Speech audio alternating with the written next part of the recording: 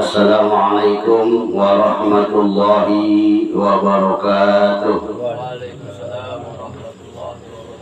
Alhamdulillah wa syukurillah wa nikmatillah wa la hawla wa la quwwata illa billah. Asyhadu an la ilaha illallah wahdahu la syarika lah wa asyhadu anna Muhammadan abduhu wa rasuluh.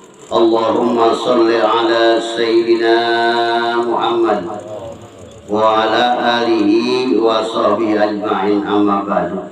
Radina billahi rabba wa bil islami dina wa bi Muhammadin nabiyya wa rasula. Rabbi zidna ilma warzuqna fahma. Rabbi shrah sadri wa yassir li amri wahlul 'uqdatam min lisani yafqahu qawli bi rahmatika ya arhamar rahimin. Sama-sama malam ini kita ucapkan puji serta syukur kita kepada Allah Subhanahu wa taala, yang mana alhamdulillah tahu-tahu udah malam Rebo lagi ya.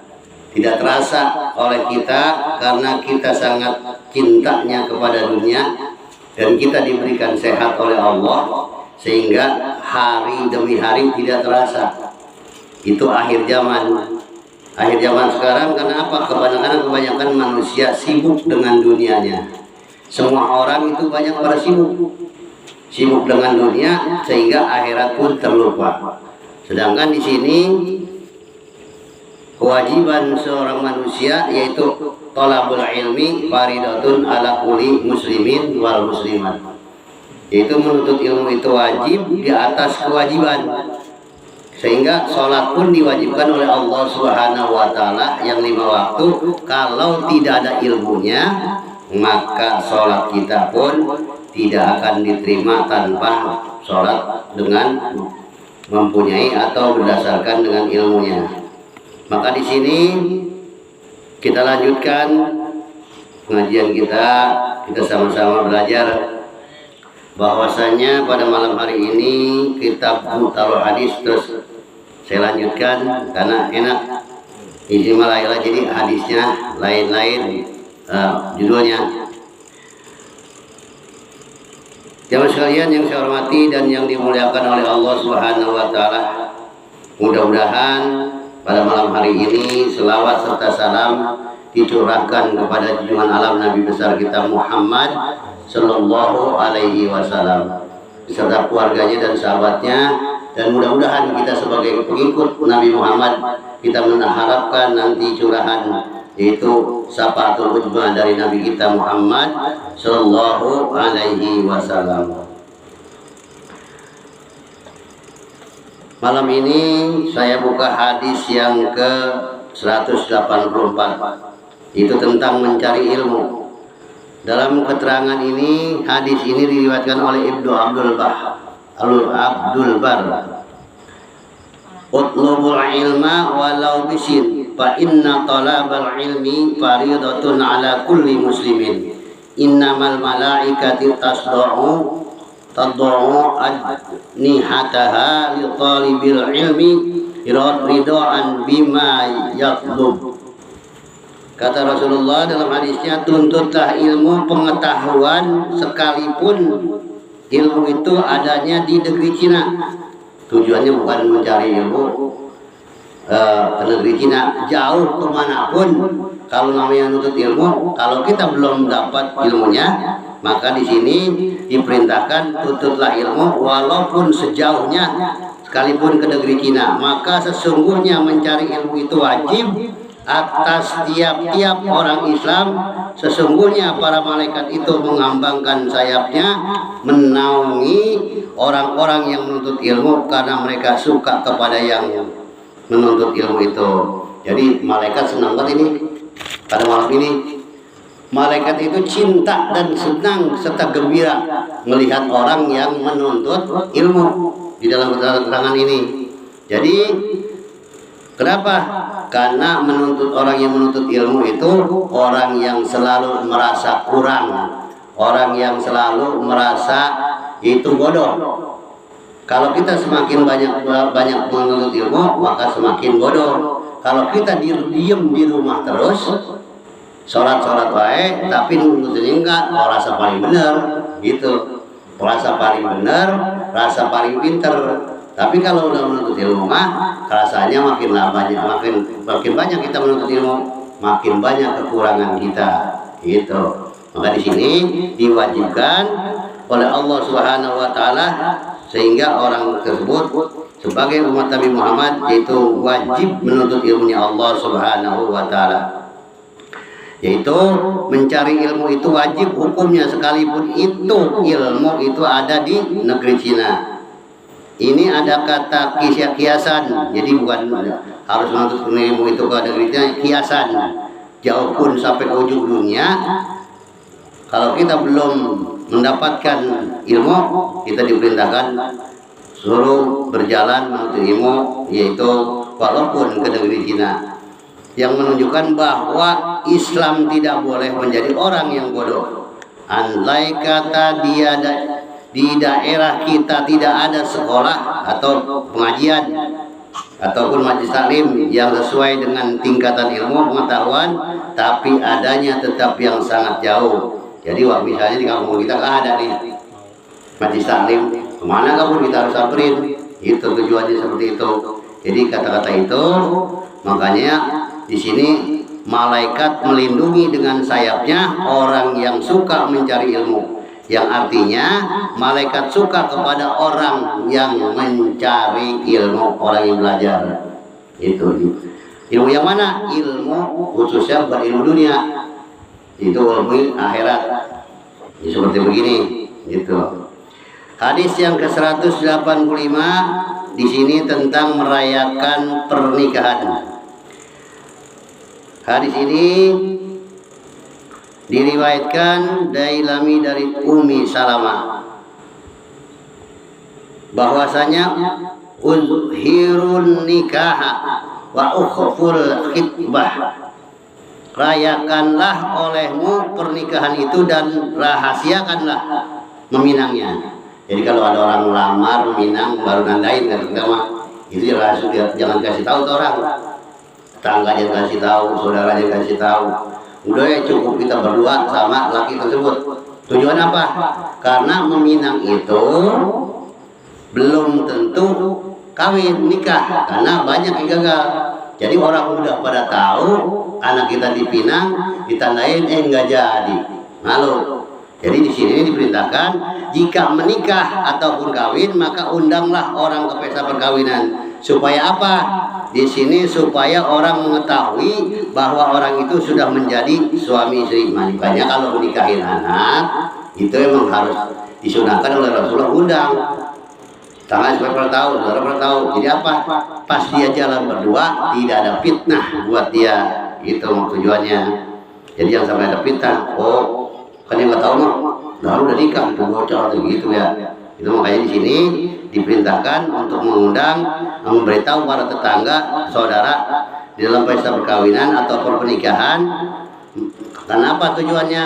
Yaitu untuk menjaga dari fitnah dari orang-orang yang belum tahu. Gitu. Dalam hadis berikutnya, yaitu tentang di sini beberapa perbuatan yang baik. Dalam keterangan tersebut, hadis ini diriwayatkan oleh Tirmizi dari Abi Hurairah radhiyallahu anhu. Jadi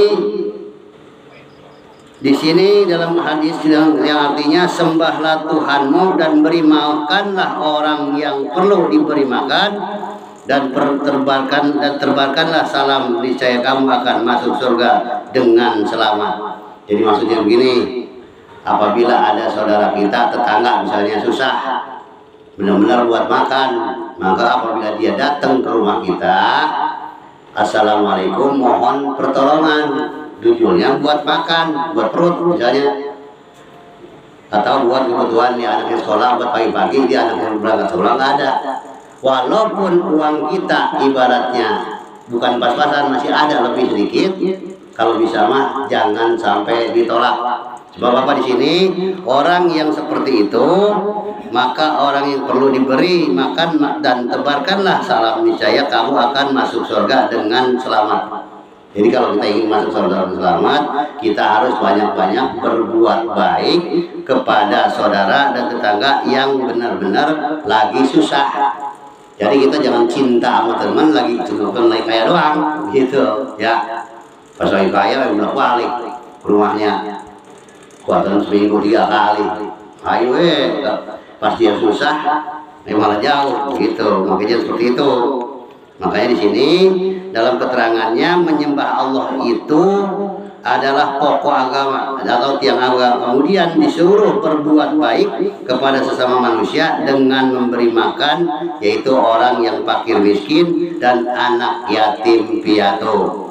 Tuh, kita diperintahkan tuh. Jadi kita harus banyak berbuat baik kepada orang yang miskin, jangan banyak-banyak berbuat baik kepada orang yang sama-sama kaya. Jangan. Kalau kita lagi ada, kalau rezeki kita lagi banyak, datangilah teman-teman yang benar-benar lagi susah.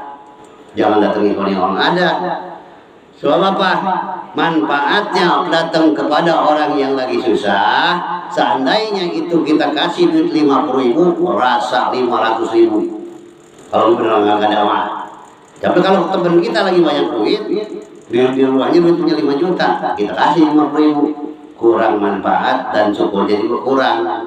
Makanya kita harus banyak melihat-lihat siapa yang harus kita kasih dan siapa yang harus kita sedekahin. Di sini terutama yaitu di sini fakir miskin dan anak yatim piatu, dan mempertembarkan salam. Jadi kalau bisa mah walaupun dari bercanda-canda enggak, kalau ketemu assalamualaikum. Kenapa? Karena assalamualaikum itu kalau kita mengucapkan salam maka wajib menjawabnya. Walaupun main-main juga. Assalamualaikum. Kalau dijawab, gak satu kita, karena wajib jawabnya mah. Itu karena pas mengucapkan salamnya mah sunnah, tapi pahalanya besar. Artinya jika bertemu bersama hamba Allah dengan teman saudara, hendaklah doa mendoakan, karena salama mendoakan assalamualaikum. Selamat sejahtera buat kamu sekalian. Di sini artinya, jadi orang mendoakan, mengucapkan, maka kita jawab. Maka pekerjaan yang mulia itu adalah akan menjamin masuk surga dengan selamat gara-gara assalamualaikum doang. Oh, makanya itulah kebutuhannya ngaji. Jadi kalau ngaji itu, jadi yang nggak tahu ya tahu. Jadi walaupun kita teman banget, kalau ketemu, ya udah assalamualaikum. Itu assalamualaikum. Walaupun baru bercanda dulu dah gitu ya. Tapi dapatlah ini kasih pahala Allah. Itu. Dalam keterangan hadis ini, hadis lain ada hadis yang ke-189, cara bersujud dalam sholat. Nih. Hadis ini diriwayatkan oleh Bukhari. I'tadilu fis sujudi wala yabsut ahadukum jira'aihi. Ini jira'aihi bisa qal ka'bi. Di sini sempurnakanlah sujudmu dan janganlah menghampar seseorang di antara kamu akan kedua siku. Sebagai halnya anjing menghamparkan kedua kakinya di depannya. Maksudnya apa nih? Jika kita sujud dalam sholat, maka sujudlah baik-baik dan jangan seperti anjing menghamparkan kakinya. Oh nggak maksudnya? Jadi kita kalau sujud ini jangan taruh ke bawah.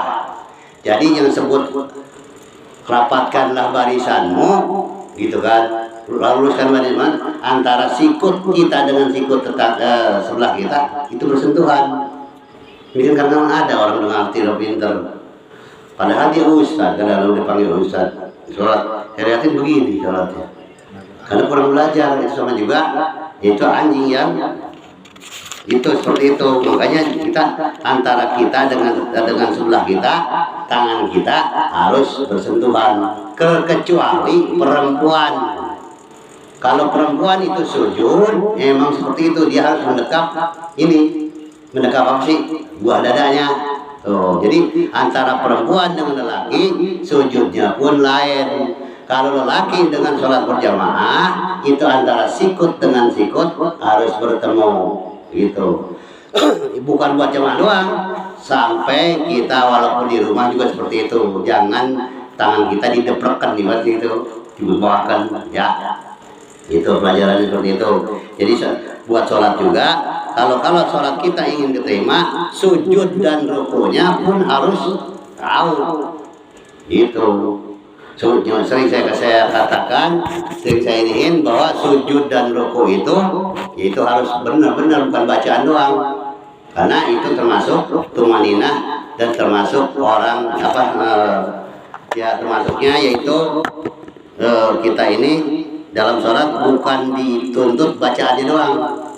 Makanya ruku dan sujud pun harus disempurnakan. Kalau kita sholat ruku dan sujudnya nggak sempurna, maka sholat kita tidak diterima oleh Allah Subhanahu Wa Taala karena telah menghilangkan rukun sholat. Ya, jadi ketika sujud, sikut kita itu harus berkembang gini. Jadi antara sikut dengan sikut, ya, ingetin itu. Di sini ini yang tadi kita ngobrol nih, musuh yang paling berbahaya. Siapa sih yang musuh yang paling berbahaya? Itu hadis ini diriwayatkan dari Dailami dari Abi Malik Al-Asy'ari bahwasanya uqda aduwika jatuka. Di sini jatukan lati tudajiuka wa ma malakat yaminuka. Di sini dalam keterangan hadisnya, musuh yang paling berbahaya ialah istrimu yang setempat tidur denganmu dan apa yang menjadi milikmu hamba yang engkau jadikan istri. Kenapa tadi istri paling bahaya? Yaitu musuh yang paling berbahaya yaitu istri kita. Kenapa istri berbahaya? Karena yang tadi, seandainya kita ini kurang ngasih pelajaran agama kepada istri mau sholat kek, mau kagak kek, bodo amat kita nggak bilangin. Istri mau nonton aurat kek, dia nggak pakai kudung kek, nggak pakai jilbab kek, bodo amat kita nggak bilangin. Kita nggak peduli, bodo amat. Yang penting mah saya ini penting sholat. Itu seorang suami yang sholatnya tekun, siang yang 5 waktu nggak pernah dia tinggalin. Ditambah lagi sholat rawatib, ditambah lagi sholat duha, ditambah lagi sholat tahajud rajin, puasa Senin Kamis rajin. Tapi dia tidak peduli dengan keluarganya, dengan istrinya, terutama yaitu sholat. tidak pedulikan amat diri kita. Tapi di gua sholat nggak pernah dibilangin dah, nggak pernah diomelin. Anak kita istri kita nggak pernah kita bilangin. Terus istri kita mau pakai kudungan menutup aurat kagak, kita nggak bilangin, kita nggak omelin. Itu wajib. Maka di sini nanti apabila kita meninggal dunia, yang tadi kita bicara kata pada mah di akhirat, di dalam kubur kita itu anak kita dan istri kita paling seminggu sedihnya. Setelah itu mah udah kalau banyak HP, banyak hiburan, ya udah lupa tuh. Sedangkan pertanggungan jawab kita di dalam kubur selama-lamanya. Istri berbuat dosa, dikirimin dosanya ke kita. Tuh di misi-misi gitu berbuat dosa nih, waktu di dunia emang pernah kita bilangin. Itu kita pertanggung jawab di dosa kita juga udah banyak di dalam kubur. Dikirimin oleh anak kita kemana-mana nggak pakai kudungan, rambutnya nggak pernah tutupin, bini kita sama, udah dosa kita banyak ditambahin dengan anak dan istri kita. Itulah pertanggung jawab yang paling beratnya adalah kita. Itu suami kita ini termasuk orang paling berat nih. Udah pakainya, udah makannya, udah ngajarin suruh sholatnya, udah segala macamnya lah gitu kan. Paling beratnya ini kita sebagai pemimpin. Seandainya kita kurang rewel, kurang tegas kepada anak kita, kepada anak istri kita, misalnya istri kita kemana-mana pakai celana pendek doang, istri kita kemana-mana nggak pakai kerudungan, terlihat rambutnya oleh orang lain. Maka di sini dalam keterangan, satu lembar rambut wanita yang dilihat oleh bukan muhrimnya, maka itu satu lembar rambut maka dijadikan bara api neraka. Jadi satu lembar perempuan yang tidak menutupi auratnya, maka di sini apabila di dalam kubur maka dijadikan ular yang beludak, ular yang berbisa. Ular berbisa itu yang ada racunnya, ngegrogotin palanya. Oh, serem. Serem banget ya. Terus di neraka gimana? Kalau di neraka itu perempuan yang tidak menutup auratnya, maka itu satu lembar dijadikan kawat yang marong. Tahu nggak tuh Mas? Tuh ya, kawat marong itu dijadikan satu lembaran rambut wanita yang tadinya di dunianya tidak menutupi, maka matinya tersiksa di dalam neraka, yaitu satu lembar rambut dijadi seperti apa, kawat api yang marong, yang panas itu dibilang jari. Makanya siapa tuh bertanggung jawabnya? Ya kita sebagai suaminya nih. Kalau kita kurang teliti, kurang dari sekarang, kurang tegas terhadap anak kita dan istri kita, maka persiap-siaplah nanti kita dalam kubur di akhirat, pertanggungjawaban kita sangat berat. Anak kita pada apa sih namanya, nuntut, dia nggak mau masuk neraka, pas kita mau masuk surga, ditarik kemana kita, ambil kita. Kalau kita di dunianya enggak tegas ngasih tahu tentang seperti sholat, menutup aurat. Kalau kitanya suka udah bilangin mah, udah kita bilangin, loh, udah begitu jangan kemana-mana, jangan pakai hubungan apa, gitu udah kita bilangin. Dia mengelak, terus dia langgar, ya udah itu urusan dia. Kewajiban kita adalah memerintahkan dan mengajarin anak kita, ya. Ini makanya ini mah lagi ngaji, ya. Karena di sini ada hadisnya, bahwasanya dalam hadis berikutnya di sini, yaitu yang tadi kita baca, yaitu musuh yang paling berbahaya adalah istri kita yang sesama-sama tempat tidur. Bahaya di mana? Bahayanya di dunia juga bahaya, di akhirat apalagi. Dunia gimana? Misalnya, ya, ini bini Pak Jajak misalnya keluar ke depan pakai celana, kelihatan pahanya sama keteknya kelihatan. Yang ditanya siapa? Bini siapa itu? Itu. Bini siapa itu? Bini Pak Jajak. Di dunia ini jelek dia kan?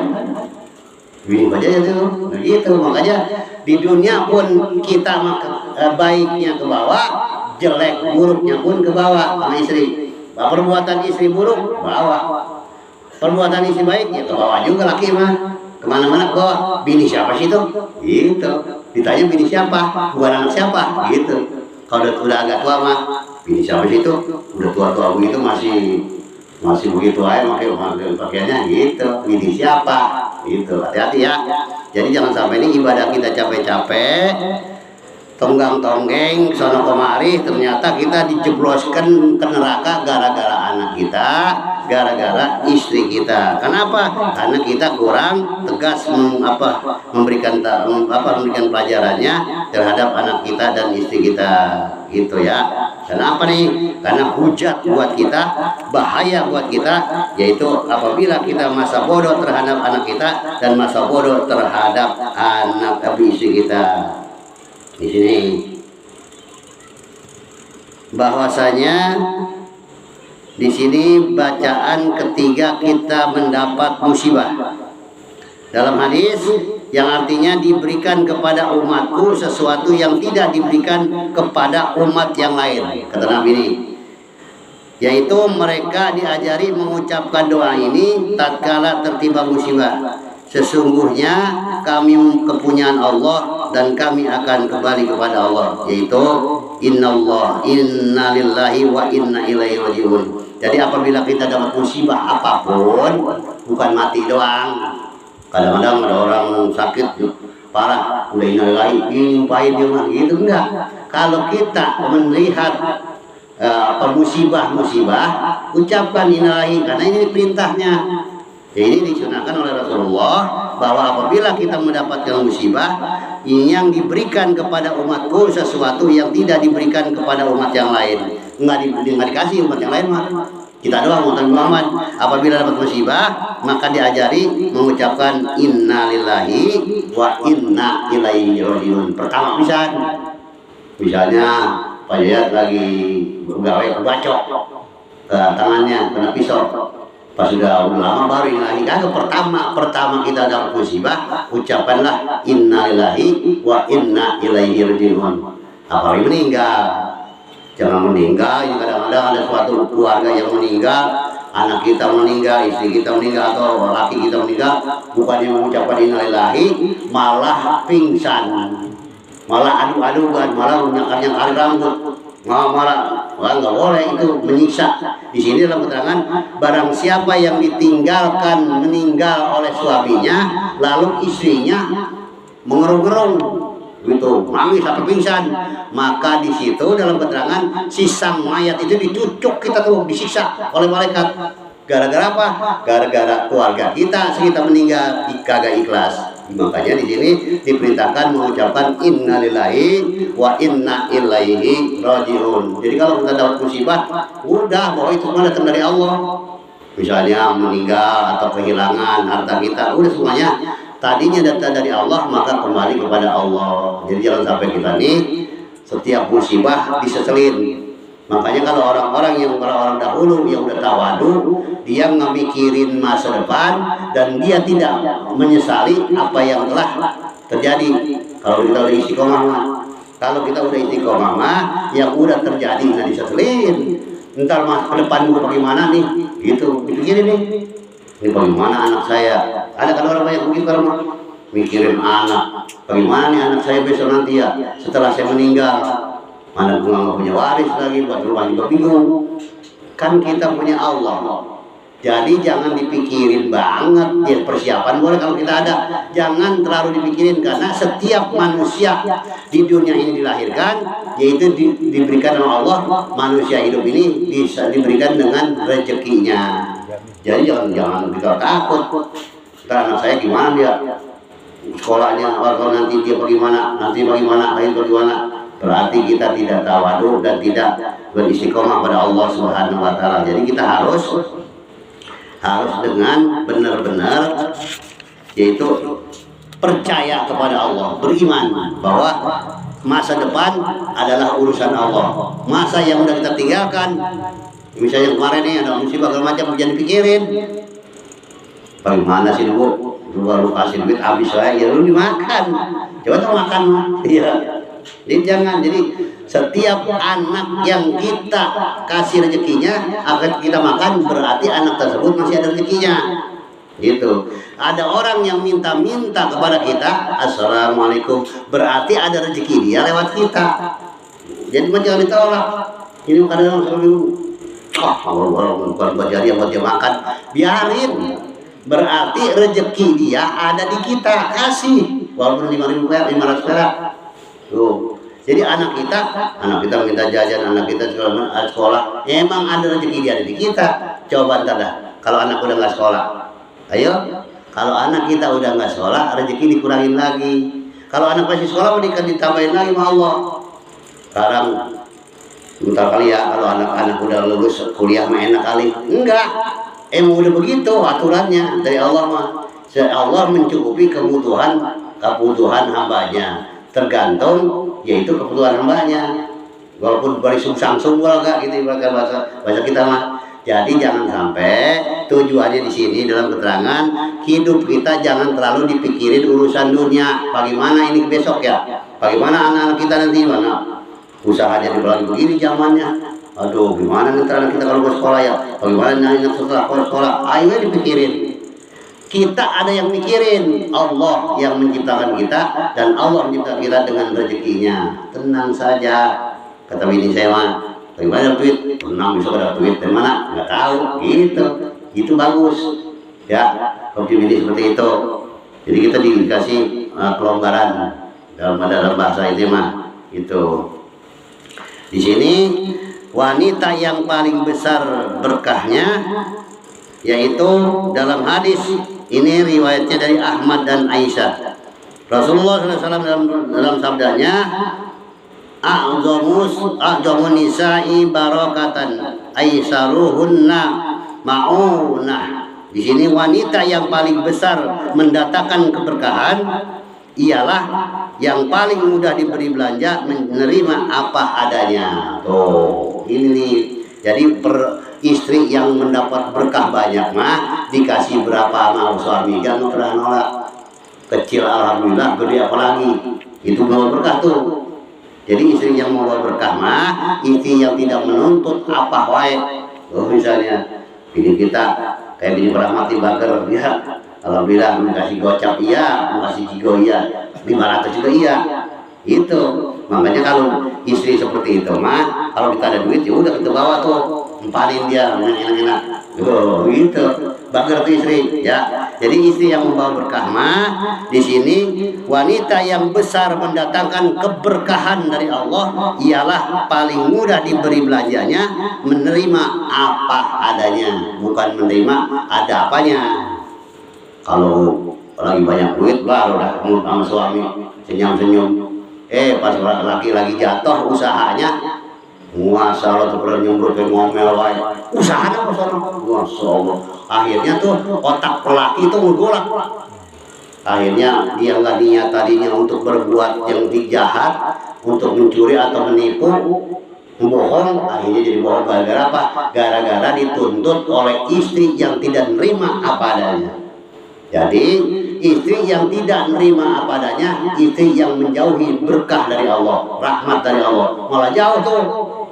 Kenapa sih saya sudah rahmat di situ, di istri di situ kali kurang terima. Makanya kita pikirin, kenapa sih usaha kita susah amat? Ya itu gara-gara apa? Istri yang tidak menerima. Nuntutnya pengen gede aja, bagaimana emang rezeki. Jadi jangan saling menyalahkan. Kenapa sih saya ini miskin wae? Ya kan gua kawin sama lu kan miskin mah. Gua kawin cewek lain mah enggak gitu. Jadi jangan menyalahkan. Jadi nasib kita ini tadinya nggak kenal sama suami istri kita, terus jadi kenal. Akhirnya disatukan sama Allah, emang nasibnya segitu. Rezekinya kecil, jangan diseselin. Saya kawin sama lu bilang sak wae, kata bini, ya sama kok enggak? Itu. Gua kesana kawin sama lu. Yang lebih susah banget. Nah, gitu. Jadi jangan saling menyalahkan. Jadi bahwa kita berpasangan dengan seorang wanita itu adalah tergantung Allah yang memberikan kita. Ini kata bahasa kita ini si rahmat, kalau saya kasih kaya kata Allah, kalau aku kasih kaya, ini orang sombongnya nanti bilang, udah kasih sederhana, secukup-cukupnya. Kalau saya kasih kaya ini dia lupa sama Allah, sembahyang nggak mungkin, kalau aja susah, bayarnya jarang, ya. Apalagi banyak duit, sibuk. Udah, biar dia tambah dekat sama aku. Jadi Allah sayang. Kalau Allah nggak sayang, ya udah kita digondrong dulu, kasih duit semuanya. Sampai lupa nggak sholat. Bang, kenapa sih ente nggak sholat? Lu yang sholat kan susah. Tuh, gitu kalau kaya mah. Gua nggak sholat, alhamdulillah gua. Ngomong doang lu yang sholat juga susah juga. Begitu akhirnya. Maka Allah sayang kita dikasih secukup-cukupnya. Jadi istri juga jangan, sebagai istri jangan nyesel. Nyesel kawin malu susah wae. Ya sama saya juga. Gitu balikan. Ya. Kalau kita digituin sama bini kita, ya balikin lagi. Ya sama. Saya juga kan kawin sama yang lain, mungkin saya kaya. Jadi saya gampang. Di situ juga seret kali ngawin gitu. Jadi saling jangan. Jadi yang kita ini jangan saling nyalahin gitu. Bahwa kita keadaan kita susah, yang penting mah sehat, cukup, anak bisa sekolah, ya udah berkah namanya itu. Jadi jangan sampai kita ini lupa daratan, usaha suami istri sampainya ke perut-perut juga. Buat apa gitu. Jadi yang penting mah kita mintanya berkah dari Allah dengan rezeki yang kita dapat. Amin ya rabbal alamin. Mudah-mudahan kita mohon kepada Allah dimudahkan segala urusan kita, diberkahi rezeki kita dalam sehat dan taat kepada Allah. Buat apa kalau kita banyak rezeki, banyak duit, tapi kita nggak taat? Yang kita harapkan dari Allah, ya Allah panjangkanlah umur kami, sehatkan badan kami, ya Allah berikanlah kami rezeki yang banyak dan sehat taat kepadamu ya Allah. Itu yang berkah. Buat apa banyak duit, sembahyang kagak, duit mah banyak, sholat kagak, puasa kagak, ibadah yang lain kagak, duit mah banyak, nggak berkah nama itu. Yang berkah mah walaupun sedikit, ibadah nggak pernah tinggal, itu berkah. Ridho, Allah sangat ridho memberikannya. ya gitu. Makanya kita mudah-mudahan minta sama Allah, ya Allah panjangkanlah kami, panjangkan umur kami ya Allah dalam sehat dan taat kepadamu ya Allah. Kita beri panjang umur, beri sehat dan taat kepada Allah. Mudahkan rezeki kami, berikan kami yang rezeki yang banyak dan halal untuk bekal ibadah kepadamu ya Allah. Kenapa bekal ibadah? Karena memberi istri juga, kita ngasih nafkah anak dan istri adalah ibadah. Pahala yang paling besarnya pahala bersedekah adalah bersedekah kepada anak dan istri. Makanya kalau sama Nabi ini mah jangan pelit. Ini mau di mana-mana royal, mau bini pelit jangan. Karena pahala yang sangat besar mah yaitu memberikan nafkah anak dan istri. Ini orang sedekahnya rajin banget ini. Kemana-mana ada sedekah mah. Apalagi umumin. Alhamdulillah sedekahnya dari Bapak Endang 1 juta rupiah, sedekahnya mah gede, ke bini pelit. Salah, terbalik. Keluarga dulu cukupin, senangkan baru. Iya, jangan pengen dipuji doang. Karena pahala yang sangat besar yaitu pahala memberikan nafkah anak dan istri. Oh, ingetin ya. Jadi kalau gitu jangan royal di mana-mana. Ada orang ini kasih, pengen dipuji. Waduh, wajar banget itu mah. Nggak tahu mah keluarganya pelit. Anak minta jajan sampai berlepakan, kasih juga. Jangan ya. Kalau kita hidup pengen berkah, jangan pelit terhadap bini dan jangan pelit terhadap anak. Khususnya buat apa? Buat belajar, sekolah, dan buat makan perutnya. Jangan anak dari sekarang kita harus punya anak. Itu kita apa? Kita kasih kalau kita ada mah. Kalau nggak ada ya jangan. Siapanya kalau nggak ada ya.